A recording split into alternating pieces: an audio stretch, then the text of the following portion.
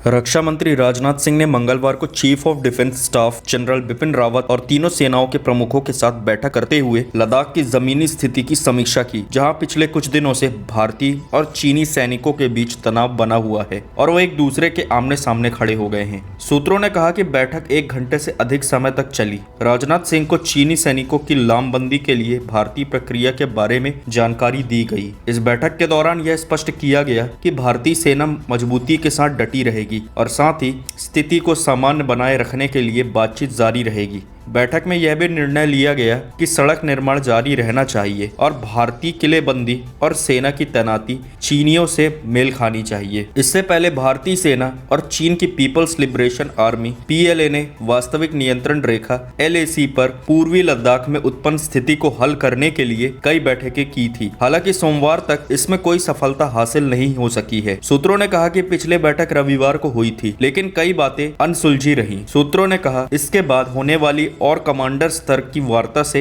मुद्दों को हल करने की संभावना हो सकती है। वहीं अब तक जमीनी स्तर पर सैन्य कमांडरों के बीच बातचीत के 5 दौर हो चुके हैं। हालांकि इसमें कोई समाधान निकलकर नहीं आ पाया था। भारतीय सेना के एक शीर्ष अधिकारी ने कहा अभी कोई सफलता नहीं मिली है। उन्होंने यह भी कहा कि स्थिति सामान्य हो जाएगी, लेकिन भारतीय सेना वास्तविक नियंत्रण रेखा के पास अपने निर्माण कार्य जारी रखेगी। साथ ही दोनों ओर से सेना तैनात है और ऐसे 3 से 4 स्थान हैं जहां 5 मई से दोनों ओर से सुरक्षा बल आमने सामने हैं। वास्तविक नियंत्रण रेखा के पास दोनों पक्षों ने 4 स्थानों पर 1000 से अधिक सैनिकों को तैनात किया है। भारतीय सेना पूर्वी लद्दाख के पैंगोंग क्षेत्र और गलवान घाटी क्षेत्र में कड़ी निगरानी बनाए हुए है। इस क्षेत्र में चीन ने भी तैनाती बढ़ाई हुई है। पैंगोंग के अलावा ट्रेक हाइट्स, डेमचोक और चुमार ऐसे क्षेत्र हैं जो बेहद संवेदनशील माने जाते हैं। उल्लेखनीय है कि पूर्वी लद्दाख में 5 व 6 मई को भारत व चीन सेना के बीच झड़प हो गई थी। दोनों सेनाओं के बीच 5 मई को तनाव बढ़ा था